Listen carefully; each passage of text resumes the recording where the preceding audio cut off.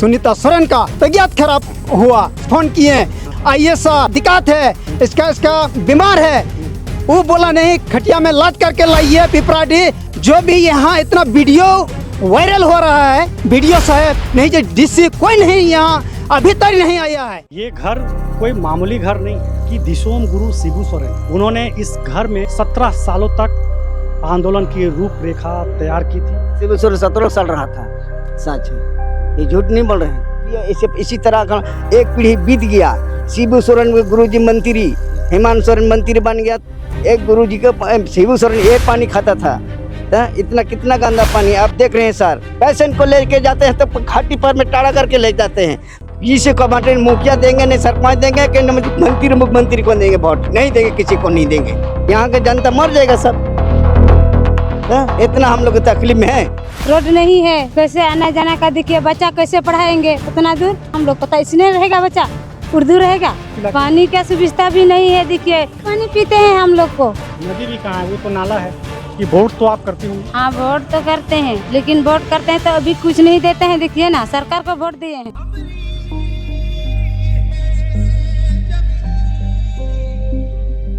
आदिवासी मूलवासियों का प्रदेश झारखंड, जहां देश का लगभग 40% खनिज संपदा मौजूद है। ये वही गांव की घटना है जहां कभी राज्य के सबसे बड़े आदिवासी नेता दिसोम गुरु शिबू सोरेन ने अपने जीवन के 17 साल बिताए थे। सुनीता सोरेन के साथ हुई इस घटना ने हमें झारखंड के उत्तरी छोटा नागपुर गिरिडीह जिला के पीरटांड प्रखंड के इस डलुआडी गांव ने खींच लिया।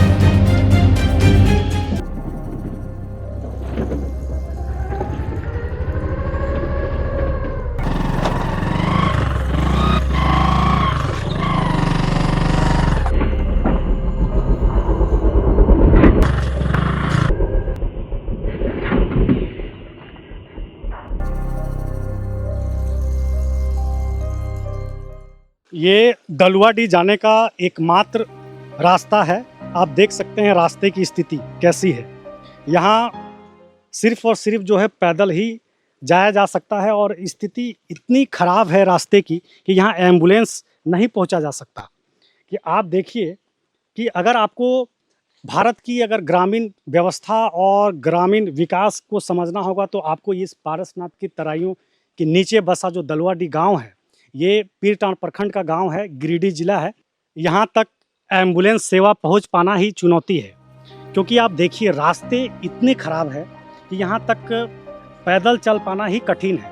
तो आप ज़रा सोचिए कि आदिवासियों के बच्चे पढ़ने के लिए स्कूल कैसे जाते होंगे, उनके लिए क्या सड़क की व्यवस्था होगी या नहीं होगी। लेकिन यहाँ तक पहुँचने के बाद हमें ये समझ आता है कि सड़कें जो है सिर्फ और सिर्फ शहरों तक ही सीमित है।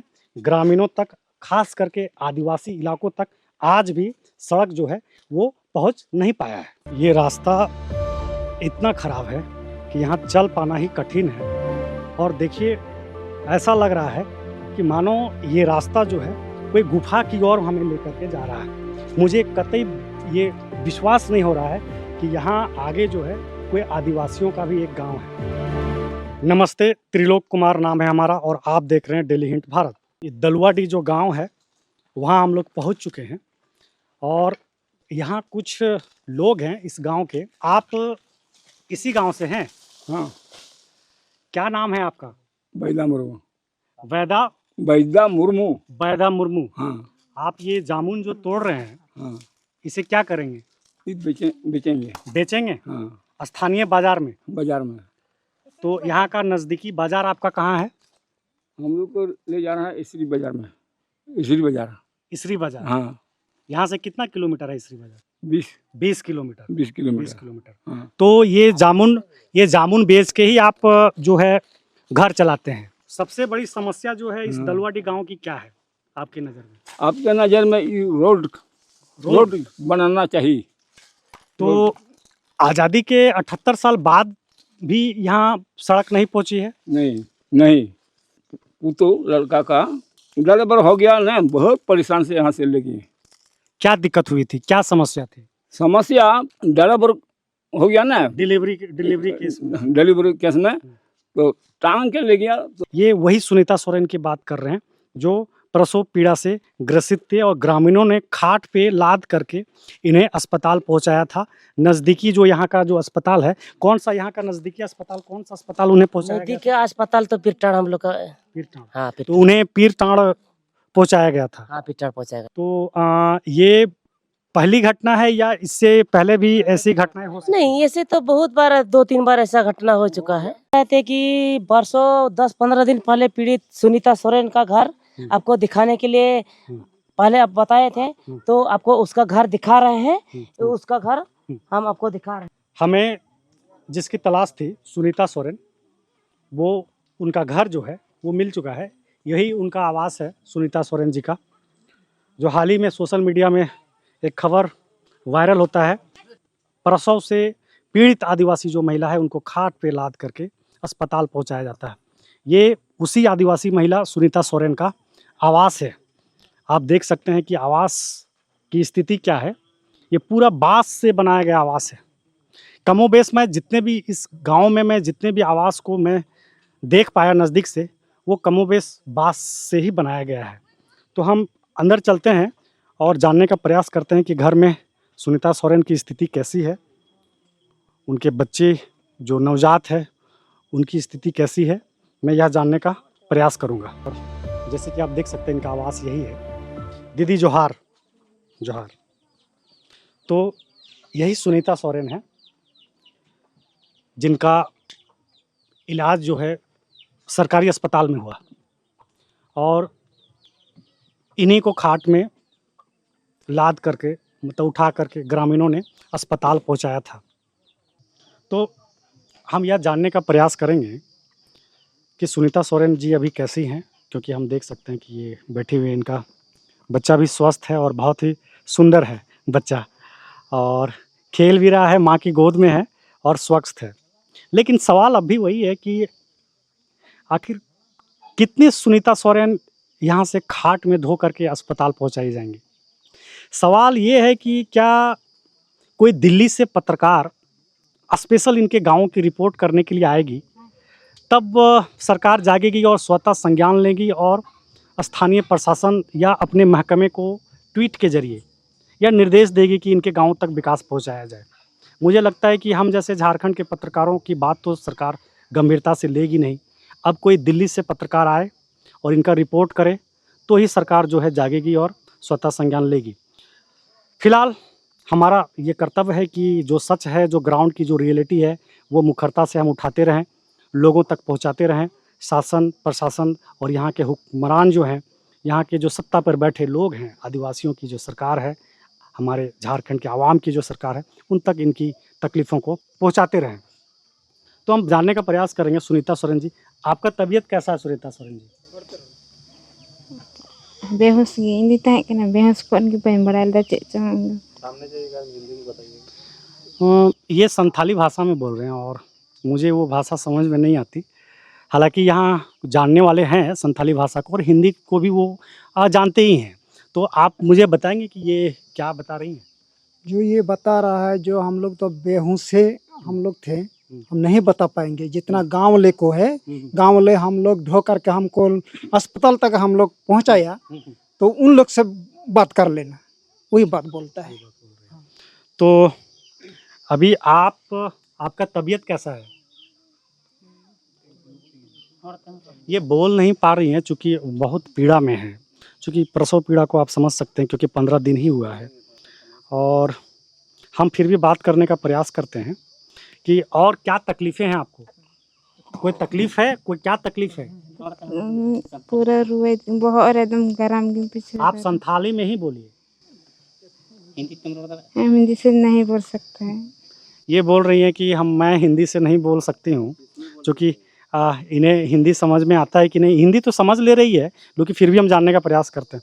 तो आप क्या चाहती हैं कि सरकार आपकी आवाज़ को सुने और यहाँ तक सड़क बने? बिना गया रोड रुए सोने का बुखार हिजू कना तक क्या कहते बेस वाले। ये क्या बोल रही हैं? ये बोला कि जो यहाँ रोड नहीं है, रोड रहता हम लोग यहाँ तक एम्बुलेंस हम पहुँच जाता। रोड नहीं है तो हम लोग खट्टी पर में लाद करके हम पहुंचाया। यहाँ तो रोड हम लोग देगा तो देगा, जरूर देगा, और नहीं देगा रोड तो अगले आने का समय में इन लोग वोट नहीं देंगे, ये बात बोल रहा है।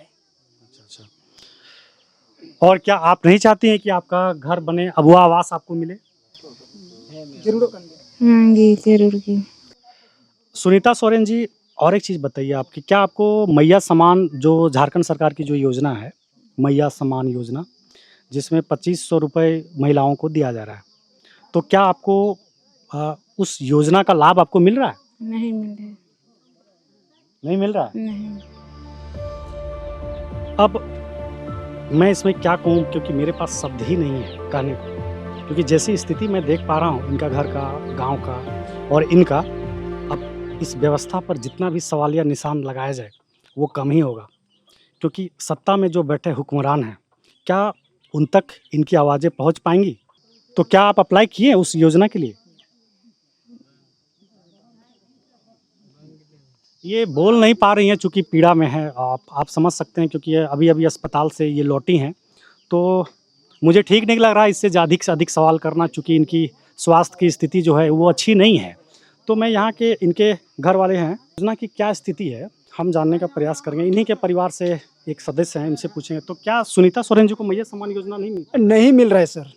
अच्छा। इसका आवेदन तो दिया था, लेकिन अभी तक उसका खाता में भी पैसा नहीं आया, जो इसका कोई जवाब भी नहीं आ रहा है। इसमें जो 2500 पहले 1000 मिलता था वो भी नहीं आया, जो अभी 2500 मिल रहा है ये वाला भी नहीं आ रहा है। और यहाँ जो एकदम ज़्यादा संख्या जो लेडीज लोग है उसका नहीं आ रहा है पैसा।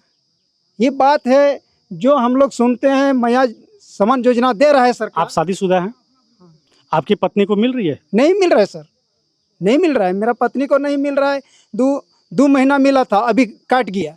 तो मैं इनसे इसलिए मैया सम्मान योजना के विषय में जानने का प्रयास किया, क्योंकि सुनीता सोरेन जी बात नहीं कर सकती है, क्योंकि ये बहुत कमज़ोर है, वीक है। वीकनेस जो है इनके शरीर में दिख रहा है कि किस हद तक ये कमज़ोर हैं। और ये बहुत ही समझिए कि ये हमारे झारखंड का एक विकृत तस्वीर आप देख सकते हैं कि क्या है, किस हद तक सरकार जो है मैया समान योजना का प्रचार प्रसार करती है, लेकिन असली सच्चाई जब हम आदिवासी गांवों तक जब पहुंचते हैं, ग्रामीण इलाके में जब पहुंचते हैं, और जो ज़रूरतमंद है, जिन्हें मिलना चाहिए था इस योजना का सार्थक लाभ, जिन्हें मिलना चाहिए था, उन्हें इस योजना का लाभ बिल्कुल नहीं पहुंच रहा है।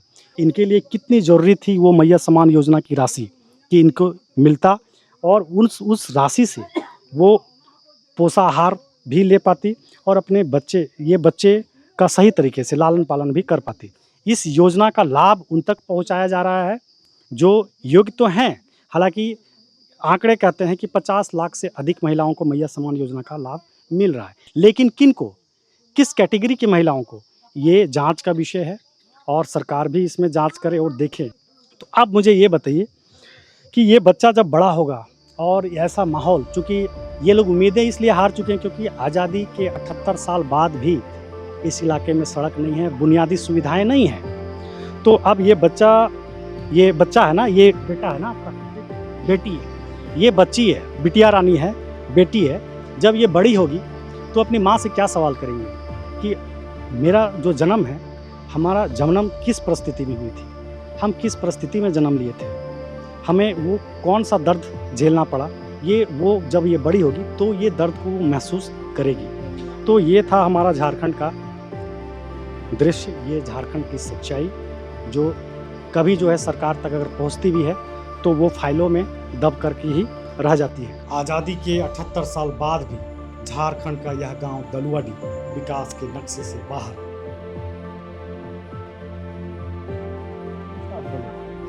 जिससे हम यही कहना चाहते हैं कि हमारा गांव में स्थिति बहुत खराब है। आपको चलो दिखाते हैं कि हमारा गांव में पानी किस तरह से हम लोग पीते हैं। आपको जहां से पानी लेते हैं वहां आपको उस जगह दिखाते हैं। चलिए आपको दिखा रहे हैं कि क्या हाल हम लोग का है, हमारा दलवाड़ी गांव में क्या हाल है। आपको मतलब यहाँ पीने की पानी की भारी किल्लत है, व्यवस्था ही नहीं है, व्यवस्था ही नहीं है। और पानी किस तरह हम लोग कहाँ से उठा के लाते हैं, वो चीज आपको हम दिखा रहे हैं कि किस जगह से हम उठा के लाते हैं, कैसे पीते हैं और कैसे अपना जीवन हम लोग बिता रहे हैं, आपको दिखा रहे हैं। चलो, तो इससे बड़ी दुखद बात हो नहीं सकती है कि यहाँ पीने की पानी की भी व्यवस्था जो है, जो होनी चाहिए थी, वो नहीं है। जल नल योजना की जो वादे हैं, सरकार जल नल योजना की घर घर नल पहुंचाने की जो वादे करते हैं सरकार, वो यहाँ खोखली नज़र आती है। जब हम ऐसे आदिवासी गांवों में, झारखंड के सुदूरवर्ती गांवों में जब हम पहुंचते हैं तो यहाँ की सच्चाई कुछ और हमें नज़र आती है। तो हमारे साथ ग्रामीण हैं, वो ये दिखाने का प्रयास कर रहे हैं कि हम लोग किस परिस्थिति में, कितनी समस्याओं का सामना हम लोग करते हैं और हमारा जीवन जो है इस सरकार ने कितनी बदहाल स्थिति में छोड़ दी है। ग्रामीण महिलाएं भी हैं जो बर्तन मांज रही हैं। आप देखिए, मैं कहूँगा सरफराज से कि सरफराज आप कैमरा इन तक लेकर के आए, क्योंकि हम देखना चाहते हैं कि ये किस परिस्थिति में जी रही हैं। आखिर क्या हमारे मंत्री, हमारे बड़े बड़े अधिकारी हैं, क्या उन तक भी पानी की ऐसे ही समस्या होती है? क्या वो अधिकारी या मंत्री या विधायक या सांसद इनकी तकलीफ़ों को महसूस कर पाएंगे? आदिवासी गांवों तक पहुंचते हैं तो मुझे परत दर परत जो है सरकारी विकास के जो वादे हैं वो उसकी पोल खुलती हुई नज़र आती है। हमने सड़क का मुद्दा दलवाडी गांव में हमने देखा, उसी गांव में, उसी इलाके में पारसनाथ डेवलपमेंट प्लान की जो योजना है उसकी पोल खोलती हुई नज़र आ रही है। देखिए, यहाँ एक महिला है जो पीने की व्यवस्था कर रही है और जो घड़ा है, घड़े में, इसे आप घड़ा ही कह सकते हैं, इसमें पानी, पीने की पानी भर रहे हैं। आप क्या कर रहे हैं दीदी? ये पानी ले रहे हैं हम तो। पानी? हाँ, तो ये पानी क्या, किस लिए ले रहे हैं आप? पीने के लिए। पीने के लिए। तो क्या सरकार ने आपके लिए कोई नल की व्यवस्था या चापाकल, हैंडपंप की व्यवस्था नहीं की है? नहीं किए हैं, इसलिए तो इसका गाढ़ा का पानी ले रहे हैं। अच्छा, ये पानी तो बहुत गंदी है। गंदी है, यही पी रहे हैं। इससे तो बीमारियां पनपने की खतरा बढ़ जाएगी, मलेरिया होने की चांसेस है। बहुत संभावना है कि मलेरिया हो सकती है इस गंदे पानी से, क्योंकि आप देख सकते हैं कि यहाँ पूरा ये मिट्टी जो देख रहे हैं, ये गड्ढा किया गया है। मुझे लगता है कि ये गड्ढा किया गया है ना, ये गड्ढा किया गया है ना, ये पानी पीने के लिए ही ये गड्ढे किए गए हैं। और इस गड्ढे से जो पानी रिश्ता है, रिसाव होता है, वह उसी को ये पीने के लिए उपयोग में लाती हैं, उपयोग करती हैं। इनके बच्चे, इनके परिवार, इनसे भोजन भी बनाया जाएगा। क्या इस पानी से ही आप खाना इसी पानी से बनाते हैं? हाँ, यही सब बनाते हैं, खाना भी, सब पीने भी यही पी रहे हैं। अच्छा, तो आपके गांव में हैंडपंप या चापाकल की व्यवस्था नहीं है? नहीं है। ये तस्वीरें नल जल योजना जो है उसकी पोल खोल रही है कि सरकार आखिर इन तक ना ही हैंडपंप, चापाकल की व्यवस्था की है और ना ही नल जल योजना तो भूल ही जाइए। वो तो जब सड़क नहीं है, जब लोगों के पास रहने के अच्छे आवास नहीं है, तो पीने की पानी की व्यवस्था कैसे होगी? ज़रा देखिए, यहाँ एक महिला है दीदी जो यहाँ बर्तन मांज रही हैं। आप यहाँ बर्तन मांज रही हैं, तो क्यों यहाँ और कहीं मांजने की व्यवस्था नहीं है? पानी की व्यवस्था सरकार ने नहीं की है? तो आप यहीं से हैं? कुछ बोलेंगे सरकार से, कुछ अपील करना चाहेंगे?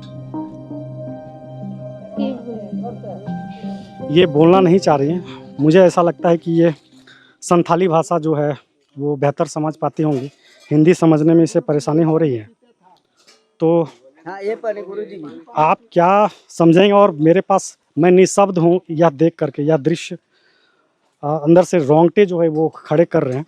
तो सरकार से, हेमंत सोरेन से, क्योंकि ये गिरिडीह विधानसभा है और इसके बगल में ही गांडे विधानसभा भी है, जहाँ से माननीय मुख्यमंत्री हेमंत सोरेन की पत्नी कल्पना सोरेन जीत करके विधायक बनी है।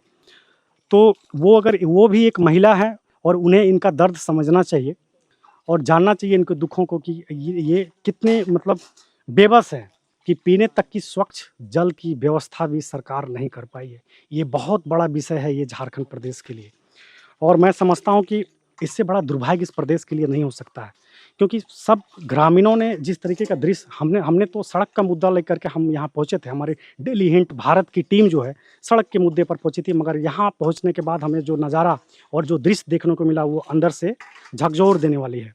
दीदी आप बताइए कि सरकार से मुख्यमंत्री जो हमारे हैं और आपके यहाँ से जो विधायक हैं और अभी जो वर्तमान में मंत्री हैं, सरकार से आप क्या मांग करना चाहेंगे? हम लोग मांग रहे हैं रोड चाहिए पहले, अच्छा। रोड चाहिए, फिर पानी पीने का, फिर मकान चाहिए रहने का। अच्छा। इसलिए तो रोड नहीं है, इसलिए तो कुछ भी नहीं बन रहा है इधर। रोड रहता तो सब बन जाता। रोड नहीं है इसलिए कुछ भी नहीं आ रहा है इधर। पानी की पीने का पानी भी नहीं और मकान भी नहीं। हम लोग झोपड़ी करके रहते हैं, नहीं देखते हैं अब भी किस तरह घर है, इधर नहीं है। और पानी का पीना पानी भी देख लिया कैसा है। इसलिए हम लोग पहले रोड चाहिए, उसके बाद सब बन जाएगा इधर। अच्छा, पहले इनका कहना है कि पहले रोड चाहिए, उसके बाद पानी की व्यवस्था सरकार को करना चाहिए इनके लिए, और साथ ही उसके बाद आवास भी चाहिए, क्योंकि आवास की भी स्थिति बहुत ही ख़राब है यहाँ की। तो आपके बच्चे यहाँ स्कूल जाते हैं? स्कूल है यहाँ, स्कूल है नज़दीक में कहीं? हाँ स्कूल है इधर। अच्छा, तो आपके बच्चे जाते हैं स्कूल? हाँ ना जा रहा है, कभी कभी कभी नहीं जा रहा है। हाँ, तो आपने ये देखा ये स्थिति कैसे ही, ये स्थिति कितनी विकराल हो चुकी है गाँवों की, खास करके पारसनाथ के तराई में बसा जो दलुआडी गांव है, यहाँ की स्थिति कितनी बदतर है। आप इन वीडियो में, इन फुटेज में आप देख सकते हैं। अब हम ये जानने का प्रयास करेंगे कि क्या पानी का एकमात्र साधन यही नाला है जहाँ से पानी आप देख रहे हैं जो बह रही है, बहुत ही कम मात्रा में बह रही है। तो मुझे ये बताइए कि पानी का एकमात्र साधन यही है? यही है सर, एक साधन तो है। इसी पानी ही पीते हैं और इसी पानी से ही नहाते हैं। अच्छा, नहाते अभी आप लोग जो गांव वाले जो लोग हैं? हाँ, इसी पानी से ही नहाते हैं। अच्छा। और इसी पानी जो अभी देखा दाढ़ी बना करके पीते हैं, इसी पानी। और कोई सुविधा ही नहीं है तो पानी के लिए हम लोग के पर कोई सरकार ही ध्यान ही नहीं देता है। यही मतलब समस्या सबसे कठिन है। आप नहाने में भी इसी पानी का इस्तेमाल करते हैं, और हम दिखाएंगे कि इस पानी का उपयोग जो सरफराज से मैं कहूँगा कि दिखाएं, इस पानी का उपयोग जो है पीने के लिए करते हैं, और यहाँ जो पानी है इस पानी का उपयोग आप नहाते हैं। इसी पानी जो ये साइड में है वो पीते हैं और ये साइड में जो दिख रहा है वो नहाते हैं। क्या नाम हुआ आपका? मेरा नाम राम प्रसाद टुडू। राम प्रसाद टुडू। आपका नाम क्या हुआ? गोपाल मुर्मू। गोपाल मुर्मू जी है। तो गोपाल मुर्मू जी, आप क्या अपील करना चाहेंगे? अपील करना चाहिए, हम लोग बोलने चाहते हैं ये, हम लोग को रोड चाहिए तो चाहिए, पहले रोड का भी निर्माण होना चाहिए। इसके बाद तालाब चाहिए, डाड़ी है जो डाड़ी है चाहिए, चापाकल है, रोड बनेगा तो डाड़ी बनेगा, नहीं तो रोड नहीं बनेगा तो नहीं होगा। इसलिए इसी तरह का एक पीढ़ी बीत गया। शिबू सोरेन गुरुजी मंत्री, हेमंत सोरेन मंत्री बन गया, तो एक गुरुजी का शिबू सोरेन ये पानी खाता था। तो इतना कितना गंदा पानी आप देख रहे हैं सर। हम लोग तो झूठ नहीं बोलते हैं, अब डाड़ी के पास खड़ा हुए हैं 3-6 आदमी, जितना कि ग्रामीण के लोग हैं, जनता है, सब आदमी लोग का खड़ा है। लेकिन ये पानी गुरुजी पी करके रहा था यहाँ पर 17 साल। लेकिन ये हमारा कहना है, रोड तो रोड बनेगा तो ठीक है, और नहीं बनेगा तो किसी को मंत्री को वोट नहीं देंगे। यहाँ पार्स उत्तरी पार्स न मारे दलवाडी से अथी में किसी को बांटे, मुखिया देंगे नहीं सरपंच देंगे कि मंत्री मुख्यमंत्री को देंगे, वोट नहीं देंगे, किसी को नहीं देंगे। हम पेशेंट को लेके जाते हैं तो घाटी पर में टाड़ा करके ले जाते हैं, जब पीपराड़ी का काली मंडप जाते हैं तब गाड़ी मंगाते हैं, वो भी हमारा को रिजर्व करके एम्बुलेंस मंगाते हैं। तो एम्बुलेंस बोल रहा है हम मेरा इतनी में नहीं है गाड़ी एम्बुलेंस, तो क्या होगा हम लोग का? यहाँ के जनता मर जाएगा सब। ये तो अब तो गंदा पानी पी रहा है, अब तो देख रहे हैं। हाँ, इतना हम लोग हैरान में रहते हैं, इतना तकलीफ में रहते हैं।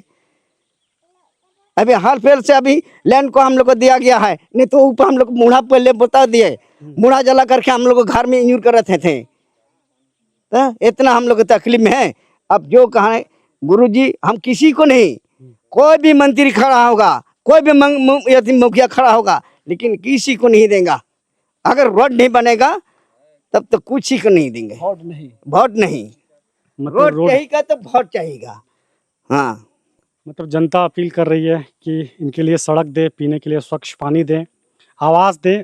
अगर ये सुविधाएं इनको नहीं मिलेंगी तो ये सड़क नहीं तो वोट नहीं के नारे दे रहे हैं। आपने सुना जैसे कि यहाँ के ग्रामीणों ने जो बताया। तो फिर ये जो है आने वाले जो चुनाव है, चुनावों में ये वोट की बहिष्कार करेंगे, ये वोट नहीं देंगे। ये लोकतांत्रिक व्यवस्था में बहुत बड़ी बात है कि जनता इतनी आक्रोशित में है, और ये जायज़ है। आक्रोश इसलिए है क्योंकि हम देख रहे हैं कि इनकी समस्याओं का किसी भी हद तक कोई प्रशासनिक पहल या सरकार के द्वारा निराकरण करने का कोई ठोस पहल नहीं किया जा रहा है। तो इन्हीं सब मुद्दों के साथ और भी कई ऐसे मुद्दे हैं इस गांव में जो हम जानने का प्रयास करेंगे। आगे चलते हैं और आगे हम ये जानने का प्रयास करेंगे कि और क्या क्या तकलीफ़ें हैं इन गांवों में, आदिवासियों को किस तरीके से छल रही है सरकार, ये हम समझने का प्रयास करेंगे। आइए।